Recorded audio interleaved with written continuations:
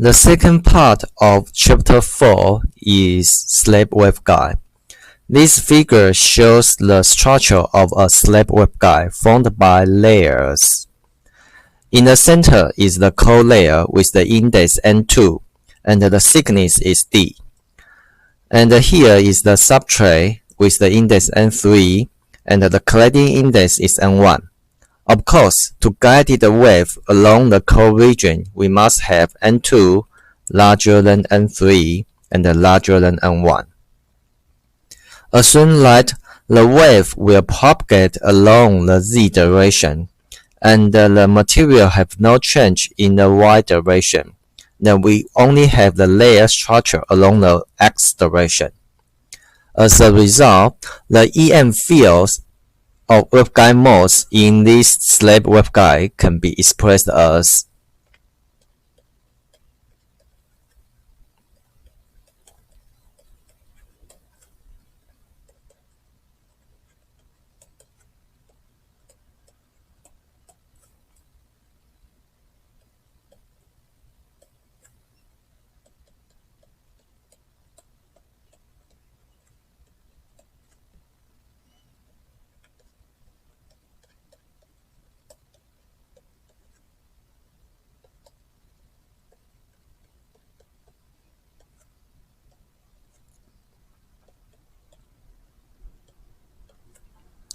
for the waveguide mode, the E field and the H field we express them as phi function. The phi of xyz is phi xy times exponential minus j beta z.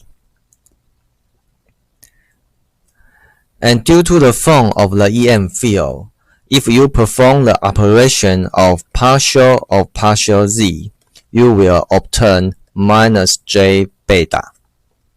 Okay? Then let's go back to the Maxwell equation.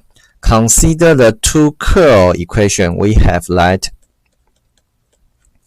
curl E is minus j omega mu 0 h, and the curl H is j omega epsilon 0 n square E, where n square means the dielectric constant epsilon r. And we know that the E field and the H field, they both have three components. We have EX, EY, and the EZ. For H field, we also have HX, HY, and HZ. And consider the sixth component of the E and the H field. We can expand these two curl equations in the following equations.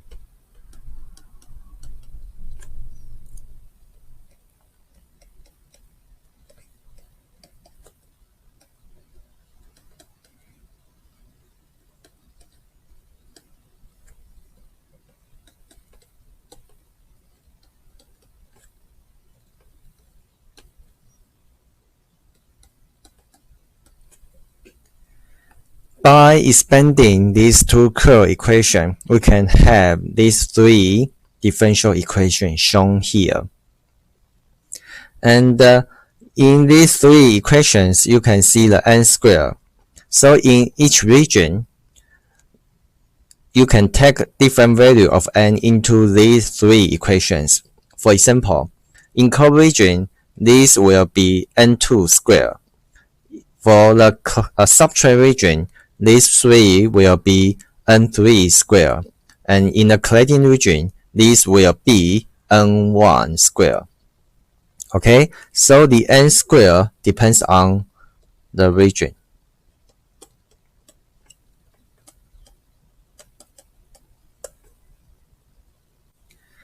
As I have said, the layer structure have no material difference along the Y, so if you perform partial over partial Y, you will have 0. Okay, take this into the 6 equations in previous slide. We can separate the guided mode into two kinds.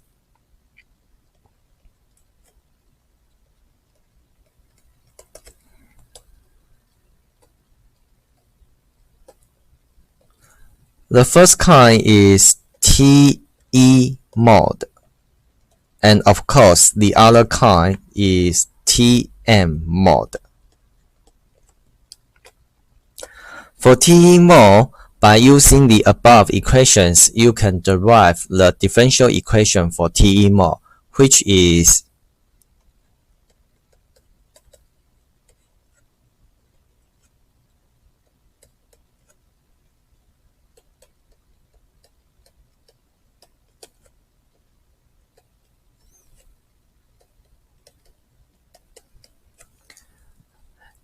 this equation is the differential equation for TE mode. By solving this equation, you can obtain the TE mode.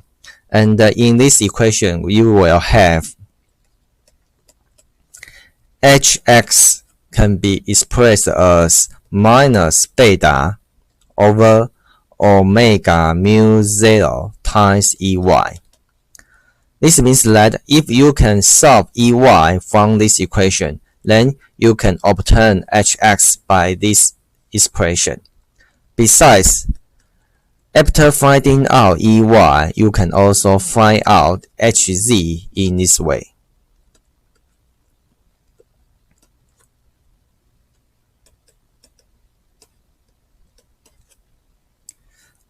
Okay, as for the other three components, Ex, Ez, and Hy, these three are 0.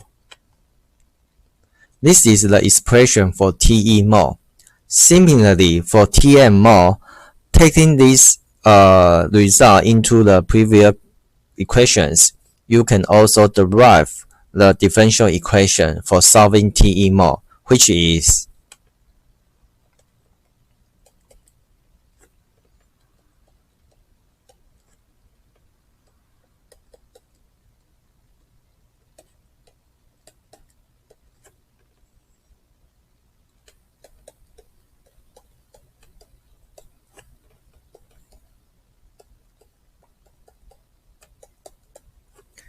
this is the equation for TM mode. By solving this equation, you can obtain the value of Hy. As you have obtained the expression for Hy, then you can have Ex in this way.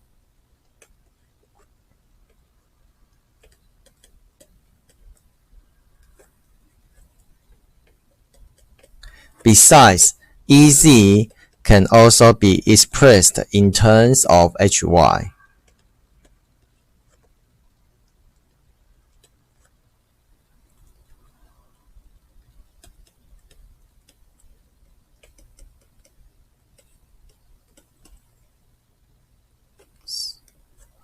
Sorry, here should be D.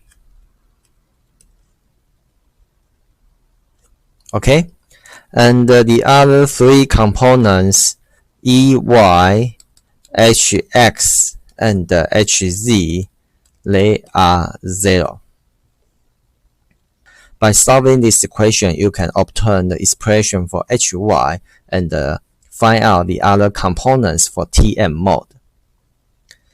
So the following challenge is that how to find out the solutions for this kind of equation. Let's go back to engineering mathematics or the differential mathematics. As we have learned, for differential equation in this form,